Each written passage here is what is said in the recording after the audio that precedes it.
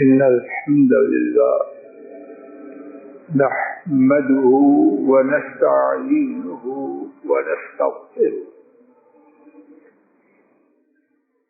ونعوذ بالله من شرور أنفسنا ومن سيئات أعمالنا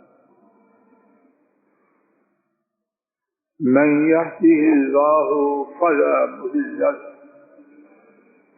ومن يضلل فلا هادي له وأشهد أن لا إله إلا الله وحده لا شريك له وأشهد أن محمدا عبده ورسوله صلوات ربي وسلامه عليه. أما بعد فإن خير الحديث كتاب الله وخير الهدي هدي محمد صلى الله عليه وسلم وشر الأمور محدثاتها وكل محدثة بدعة وكل بدعة ضلالة وكل ضلالة في النار. اللهم انفعنا بما علمتنا وعلمنا ما ينفعنا وزدنا علما. سبحانك لا علم لنا إلا ما علمتنا إنك أنت العليم الحكيم.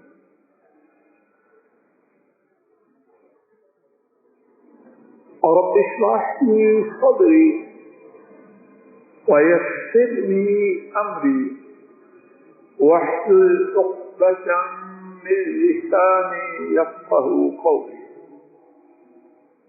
روى الإمام البخاري رحمه الله تعالى عن النعمان بن بشير رضي الله تعالى عنهما قال: أتاني أبي عصية فقالت أمرة بنت رواحة رضي الله تعالى عنها: لا أرضى حتى تشهد رسول الله صلى الله عليه وسلم.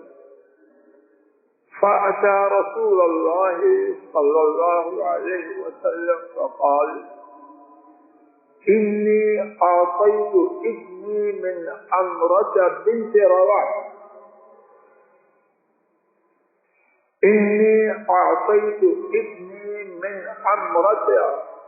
بنت رواحة رضي الله تعالى عنها عطية فأمرتني أن أشهدك يا رسول الله صلى الله عليه وسلم. قال صلى الله عليه وسلم: أعطيت سائر ولدك مثل هذا؟ قال: لا. قال صلى الله عليه وسلم: فاتقوا الله واعدلوا بين أولادكم، أو كما قال صلوات ربي وسلامه عليه. ہمارے گھروں میں اللہ ہی جانے کتنی خرابیاں اور کتنے گناہ موجود. ایک بہت بڑی خرابی جو ہمارے گھروں میں بہت ہی زیادہ ہے، اور ان گھروں میں بھی جو بظاہر دین والے ہیں، نمازی ہیں، صدقہ و خیرات کرتے ہیں، حج اور عمرہ کا اہتمام کرتے ہیں، لیکن وہ گناہ، وہ سیاکاری جاری اور ساری. اپنی اصلاح کے لیے اور سننے والے حضرات و خواتین کی خیر خواہی کے لیے آج کا خطبہ جمعہ اسی خرابی کے حوالے سے کچھ بات اللہ کی توفیق سے عرض کرنے کی نیت سے حاضر ہوا ہوں۔ اللہ وہ بات کھلوائے جس نے میری اور آپ حضرات و خواتین کی دنیا میں اور آخرت میں بھلائی ہو۔ مردوں کے ساتھ خواتین بھی پوری توجہ سے سنیں کہ میرے مشاہدہ کے مطابق اللہ کرے وہ غلط ہو، خواتین کا بھی اس خرابی میں حصہ کچھ کم نہیں، اور وہ خرابی یہ ہے کہ ہمارا اپنی اولاد سے معاملہ ظلم پر مبنی، اور یہ بات سب کے لیے، فضل الہی سے لے کر سب کے لیے، مگر جس پر میرا اللہ رحم کرے اور ارادہ ہے کہ میں اور آپ سب ان میں شامل ہو جائیں جن پر رب رحم کرے۔ خرابی بالتماس فرمائیے، بات وہ ہے جو میرے اور آپ سب کے، لوگوں کی بات میں چھوٹا ہوں، میرے پاس نہیں، اپنی بات پھر سنیے اور اچھی طرح سنیے، مستعد پھر بھی سنیے۔ میری اور آپ کی خرابی مگر تھوڑی یہ ہے کہ ہمارا اپنی اولاد کے ساتھ معاملہ ظلم پر مبنی، اور اسلام میں اس کی کوئی گنجائش۔ آئیے پہلے اس بارے میں 3 احادیث سنتے ہیں، پھر اللہ کی توفیق سے ظلم کی کچھ صورتوں کی نشاندہی جو ہمارے گھروں میں موجود ہیں کرنے کی عاجزانہ کوشش کروں گا، اور میری التماس ہے اگر کوئی بات خلاف واقعہ ہو تو خطبہ جمعہ کے بعد مجھ پر احسان فرمائیے اور میری اصلاح کیجیے۔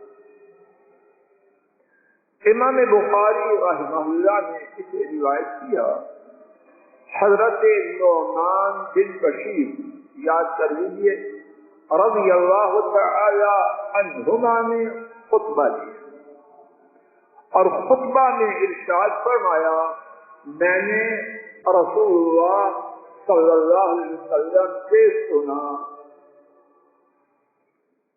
حضرت نعمان بن بشیر رضی اللہ تعالی عنہما نے خطبہ دیا اور خطبہ میں اس حدیث کو بیان کیا۔ نبی کریم صلی اللہ علیہ وسلم کا فرمان بیان کیا، لیکن اس سے پہلے اپنے ابا اور اپنی اماں کا واقعہ بیان کیا، اور ہماری خوش قسمتی کہ صحیح بخاری میں وہ واقعہ آج بھی محفوظ بیان کرتے ہیں۔ میرے ابا نے مجھے عطیہ دیا، گفٹ کیا، ہبہ کیا۔ امرہ بنت رواحہ ان کی والدہ، انہوں نے کہا میں راضی نہیں اپنے خامن سے گئے، اور معلوم ہوتا ہے ماشاءاللہ زوردار بیوی، اب میں کس کنبے کا نام لوں میں نہیں کہتا، خان صاحب میں نام نہیں لیتا کسی کنبے کا، اب بھی ہیں ایسے کنبے۔ امرا نے کہا میں راضی نہیں، تو نے فرمائش کی، خاوند نے دے دی، راضی کیوں نہیں؟ راضی تب ہوں گی جب تو رسول اللہ صلی اللہ علیہ وسلم کے پاس جائے اور ان کو اس ہبہ کا، اس گفٹ کا، اس عطیہ کا گواہ بنے۔ سب کی بات ہے کہ آپ نے میرے بیٹے کو یہ ہبہ کیا ہے۔ بندہ اللہ پاک ان پر رحم کرے، ان کی بیوی پر چکے، نبی پاک صلی اللہ علیہ وسلم کے پاس عرض کیا، اے اللہ کے رسول صلی اللہ علیہ وسلم، امرا بنت رواحہ کے پیٹ سے میرا جو بیٹا تھا میں نے اسے عطیہ دیا ہے، گفٹ دیا ہے۔ اب امرا نے مجھے حکم دیا ہے، حدیث کے الفاظ یہی ہیں، قرآن صاحب آپ گھبراتے رہتے، حدیث کے الفاظ اس نے مجھے حکم دیا ہے، اے اللہ کے رسول صلی اللہ علیہ وسلم کہ آپ کو اس پر گواہ بنا۔ تو میں میں اپنی بیوی کے حکم کی تعمیل میں آپ سے گواہ بننے کی فرمائش لے کے حاضر ہوں۔ اب وہ اس طرح کی گواہی تو اس زمانے میں نہ تھی۔ رشتے صاحب کتنے پیسے دیتے ہیں یہ گواہ؟ ریڈی میڈ گواہ، چاند کی گواہی مانگو چاند کی دیں گے، سورج کی مانگو اس کے لیے بھی تیار۔ اور یہ ہمارا ماشاءاللہ اسلامی جمہوریہ پاکستان کا عدالتی نظام۔ آپ نے فرمایا آفیت سائر ولدک مثل ھذا، اپنی ساری اولاد کو اسی قسم کا عطیہ دیا ہے جو گفٹ امرا کے بیٹے نعمان جو تیرا بھی بیٹا اس کو دیا ہے، اپنی باقی اولاد کو بھی ایسا گفٹ دیا ہے۔ اور ابن سعد انہوں نے لکھا کہ حضرت بشیر کا ایک بیٹا اور صرف ایک بیٹی، اور بیٹی کا نام تھا امیہ۔ تو کیا مطلب ہوا؟ کیا بیٹی کو بھی ایسا عطیہ دیا ہے؟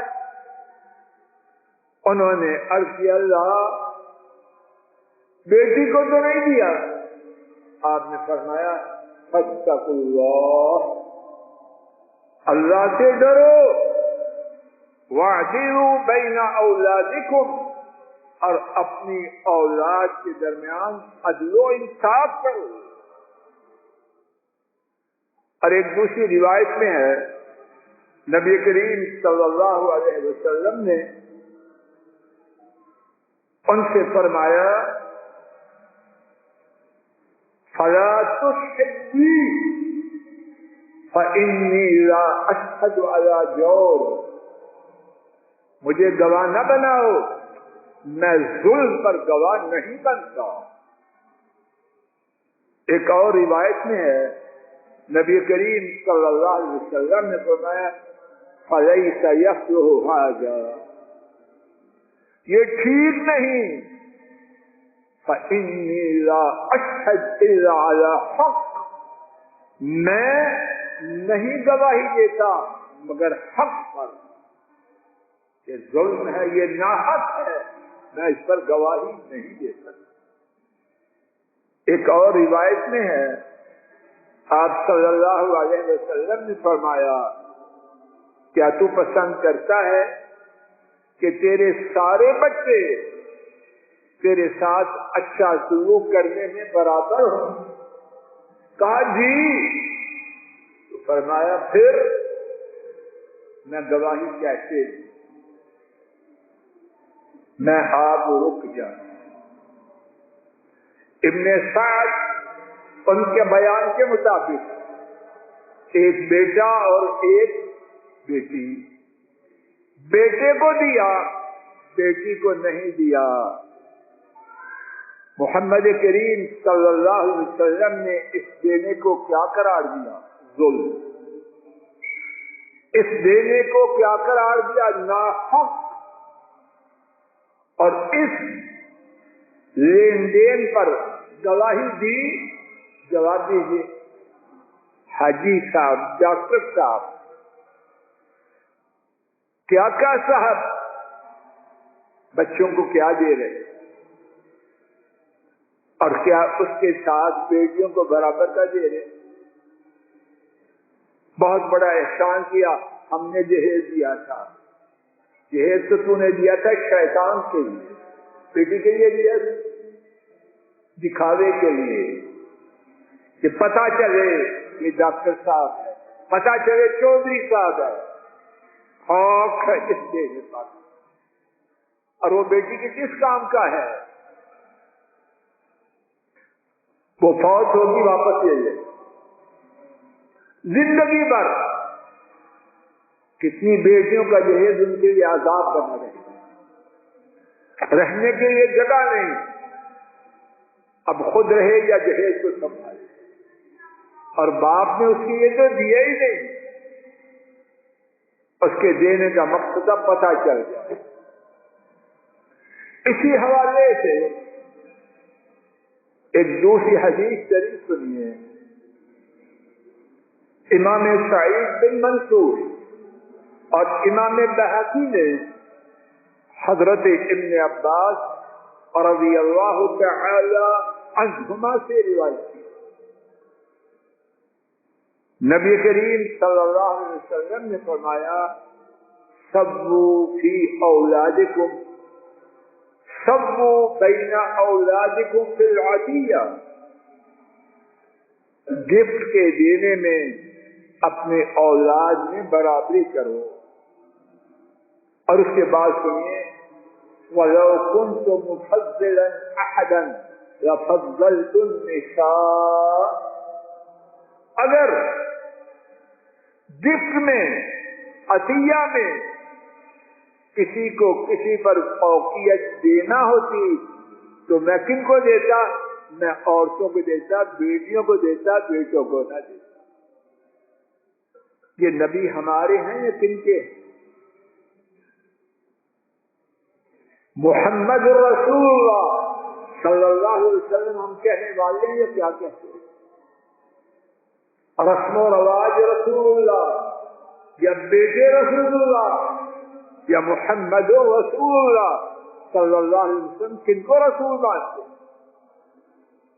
اللہ پاک نے کیا خوب فرمایا آباؤکم و ابناؤکم لا تدرون ایہم اقرب لکم نفعا، تمہارے باپ اور تمہارے بیٹے تمہیں کیا پتا ہے کہ تمہیں کس سے زیادہ فائدہ پتا ہے؟ ایک بیٹا جس خبیث کو بیٹیوں پر ترجیح دیتا رہا، کیا وہی بیٹا تباہی و بربادی کا سبب نہیں بنتا؟ باپ کی 50 سالہ بھلی بنائی عزت کو سڑکوں میں رول نہیں دیتا، دولت کو آگ نہیں لگا دیتا، جواریا پاؤڈر پینے والا جب حرام طریقے سے اس کو دولت دیں گے تو نتیجہ اچھا ہوگا، کانٹے بیجیں گے تو مالٹے اور سیب آئیں گے۔ اولاد پر ظلم کر کے میں آپ اللہ توفیق نہ دے اور ایسا مال اور میں ایسی زندگی دے، اولاد پر ظلم کرتے جو کسی ایک کو یا بیٹوں کو دیں گے اس میں خیر ہوگی، حرام کھائے گا تو کام حلال لالوں کی کرے گا۔ اسی بارے میں تیسری حدیث سنیے، امام ابن علی رحمہ اللہ حضرت انس رضی اللہ تعالی عنہ سے روایت کرتے، اللہ کے لیے میں آپ توجہ سے سنیں اور ہمارے گھروں میں ظلم کے جو کارخانے ہیں ان کو بند کریں، چودھری نظر صاحب لوگوں میں بات عام کریں، ظلم کی فیکٹریاں ہیں ہمارے گھروں میں، یہ بچیاں جو آوارہ ہو رہی ہیں گھروں میں ان کا دل نہیں لگتا، اس میں اس ظلم کا حصہ ہے جو گھروں میں بچوں پر کیا جاتا ہے۔ میں آپ اپنے آپ سے پوچھیں کیا بہت سے گھروں میں بیٹی کی حیثیت ثانوی ہے یا اولی؟ یہ سوال ہے سب کے لیے۔ بیٹی کی حیثیت مکی صاحب پہلے نمبر پر ہے، دوسرے پر بادام بیٹوں کے لیے، قورمے بیٹوں کے لیے، اور جو بچے وہ بیٹیوں کے لیے، نہ بچے کوئی معلوم بیٹیاں ایسے ہی ہوتی ہیں۔ خاک ہے تیرے باداموں پر، خاک ہے تیری دولت پر۔ اللہ نے جو بیٹیاں دی ہیں انہیں ان کو پہچانا ہی نہیں، کیا ممکن نہیں؟ میں آپ قبر میں ہوں، بیٹی ایک دفعہ دعا کرے اللہ پاک درجات کو بلند کر دے۔ کو پتا ہے کہ مجھے آپ کو آخرت میں فائدہ کس سے ہو؟ کسی کو ہے خبر تو آج کھڑا کرے، رشتے صاحب ہے پتا؟ اللہ جانتا ہے، اللہ سب میں خیر کرے۔ اور اس کا معنی یہ نہیں کہ لڑکوں کو کوڑوں میں پھینک دے، نہیں، اللہ کی نعمت ہے، اللہ کی عطا کردہ نعمت ہے، ان کی خیرخواہی ہمارے دین کا حصہ ہے۔ لیکن یہ کہیں نہیں کہ بیٹے پہلے بیٹیاں بعد، یہ کہاں سے آیا؟ کوئی یہ نہ پھر کہتا ہوں، یہ نہ سمجھے کہ بیٹے دشمن ہیں، نہیں، کئی بیٹے اللہ کے فضل و کرم سے ماں باپ کو جنات میں پہنچا ہے۔ بات اس وقت یہ ہے، بیٹیوں پر بیٹوں کو ترجیح دینا اسلام میں اس کی کوئی حیثیت نہیں۔ تیسری حدیث سنیے، امام ابن عدی نے حضرت انس رضی اللہ تعالی عنہ سے روایت کیا، نبی کریم صلی اللہ علیہ وسلم کی مجلس پاک ہے، ایک شخص اسی مجلس میں ہے، اس کا بیٹا آیا، اس نے بیٹے کو دیکھا، بوسہ دیا، چوما اور اپنی گود میں بٹھا لیا، ٹھیک ہے، کوئی اعتراض نہیں۔ اب بیٹی آئی، بیٹی کو چوما نہیں، گود میں نہیں بٹھایا، اپنے پاس بٹھا لیا۔ حضرت صلی اللہ علیہ وسلم نے دیکھا، خاموش نہ رہ سکے، فرمایا فما عدلت بینہما، تو نے بیٹی اور بیٹے کے درمیان عدل و انصاف نہیں کیا، صرف بوسے میں اور گود میں لینے نہ لینے میں، کہ نبی مکرم بیٹیوں کے باپ نبی گوارا نہیں کر رہے، نہیں فرما سکے، ان کو یہ پسند ہوگا کہ کوٹھیاں بیٹوں کے نام، ٹیوب ویل والی زمین بیٹوں کے نام، بیٹیوں کو نہیں دیتے، بیٹیوں کو بھی دیتے ہیں کوئی زمین، جو اباؤ اجداد سے لڑکوں کی آ رہی، بیٹیاں پرایا مال، حیا نہیں تجھے آتی؟ یہ مٹی قیمتی ہے یا بیٹی قیمتی؟ اتنا تو بے حیا ہو چکا ہے، بیٹی دیتے ہوئے تجھے حیا نہ آئی، غیروں کو دے رہا ہے، تو زمین دیتے ہوئے تجھے موت پڑتی ہے۔ بات دیکھو، اس کی جہالت کی بات دیکھو، پرایا مال، بیٹی پراؤں کے پاس، غیروں کے پاس، اور مٹی وہ اپنے پاس، تو ایسا لعنتی ہے، تیرے نزدیک مٹی کی قیمت بیٹی سے زیادہ؟ یہ بات تو تھی کہ اولاد کو دینے میں ظلم نہیں کرنا۔ آئیے اسی بارے میں امام ابن حزم ان کا ایک فتویٰ سنے، جو انہوں نے اپنی کتاب المحلہ میں ذکر کیا۔ فرماتے ہیں کسی کے لیے یہ جائز نہیں کہ اپنی اولاد میں سے کسی ایک کو گفٹ کرے مگر اس کے برابر اپنی تمام اولاد کو دے. پھر سنیے، کسی کے لیے یہ جائز نہیں کہ اپنی اولاد میں سے کسی کو گفٹ دے، عطیہ دے، ہدیہ دے، مگر بقیہ اولاد میں سے ہر ایک کو اس کے برابر. اور اس میں رشتے ہیں، نہ تو کسی لڑکے کو لڑکی پر ترجیح دے اور نہ ہی کسی لڑکی کو لڑکے پر ترجیح، لڑکی کو بھی نہیں دے. اور اس کے بعد فرماتے ہیں اگر کسی نے ایسے کیا تو کیا ہوگا؟ اس کا عطیہ، اس کا گفٹ باطل.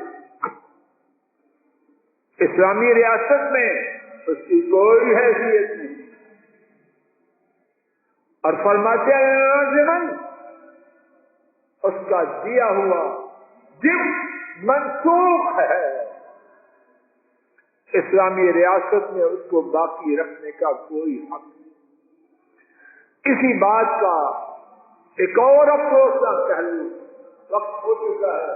انشاءاللہ اسی بات سے آئندہ خطبہ جمعہ کی اللہ کی توفیق سے ابتدا کی جائے گی. اللہ اس بارے میں میری آپ کی کوتاہی اس کو دور کرے، معافی مانگے، اس کو چھوڑ کر ظلم کرتے جائیں اور کہیں اللہ معاف کر دے. یہ بدتمیزی تھی، یہ معافی نہیں. اللہ مجھے آپ کو اگر ہم ظلم کر رہے ہیں چھڑوا دے اور معاف کر دے، اور بقیہ جو زندگی ہے وہ سیدھی کر دے، اور جو ظلم کر چکے ہیں اس کی تلافی کرے. معافی نہیں منہ سے مانگے نہیں، جو غلط کام کیا ہے اس کو سیدھا کریں. اللہ تعالیٰ مجھے آپ کو اسی کی توفیق عطا فرمائے. وآخر دعوانا ان الحمد للہ رب العالمین. الحمد لله نحمده ونستعينه ونستغفره ونعوذ بالله من شرور أنفسنا ومن سيئات أعمالنا. من يهده الله فلا مضل له ومن يضلل فلا هادي له. وأشهد أن لا إله إلا الله وحده لا شريك له وأشهد أن محمدا عبده ورسوله صلوات ربي وسلامه عليه. آج کے خطبہ جمعہ کا خلاصہ، ماں باپ اولاد کو جو دیں اس میں مساوات کا ہونا لازم ہے، اور اگر اس میں مساوات نہ رکھے تو اسلامی ریاست بزور قوت اس میں مساوات کروائے گی، اور جو عدل و انصاف کے منافی ہے اس کو کل عدم، اس کو ختم کرا دے. اسی حوالے سے اللہ کی توفیق سے 3 احادیث اور امام ابن حزم کا قول عرض کیا گیا. آئندہ خطبہ جمعہ میں رب کریم کی توفیق سے اسی موضوع کے متعلق کچھ اور باتیں عرض کرنے کی عاجزانہ کوشش کا ارادہ ہے. اللہ تعالیٰ اپنی رحمت سے توفیق دے. ہمارے کسی بھائی نے یہ التماس کی ہے کہ ان کی والدہ بیمار ہیں، دعا فرمائیے اللہ تعالیٰ اپنی رحمت سے انہیں شفا دے. اس کے علاوہ جتنے بیمار ہیں ہمارے گھروں میں، ہمارے اعزاء و اکارم میں، اہل اسلام میں، جنہیں ہم جانتے ہیں، جنہیں ہم نہیں جانتے، اللہ تعالیٰ تمام کو اپنی رحمت سے شفا دے. میرے بھائی بھی گجرانوالہ میں بیمار ہیں، پہلے سے بہتر ہے، ان کے لیے بھی دعا کی التماس ہے. ہمارے جو فوج شدگان ہیں رب کریم سے عاجزانہ التجا ہے کہ انہیں بھی معاف فرما دے، ان کے حقوق کی ادائیگی میں جو ہماری کوتاہیاں ہیں اپنی رحمت سے جن کی تلافی ممکن ہے وہ کرنے کی توفیق عطا فرمائے، جن کی ممکن نہیں اپنے فضل و کرم سے وہ معاف فرما دے، اور ہمیں اپنے فوج شدگان کے لیے نیکیوں کے جاری کرنے کا بہترین سبب بنا۔ اللهم صل على محمد وعلى آل محمد كما صليت على إبراهيم وعلى آل إبراهيم إنك حميد مجيد. اللهم بارك على محمد وعلى آل محمد كما باركت على إبراهيم وعلى آل إبراهيم إنك حميد مجيد. ربنا ظلمنا أنفسنا فإن لم تغفر لنا وترحمنا لنكونن من الخاسرين. ربنا هب لنا من أزواجنا وذرياتنا قرة أعين واجعلنا للمتقين إماما. اللهم إنا نسألك علما نافعا عملا متقبلا ورزقا طيبا. سبحان ربك رب العزة عما يصفون وسلام على المرسلين والحمد لله رب العالمين.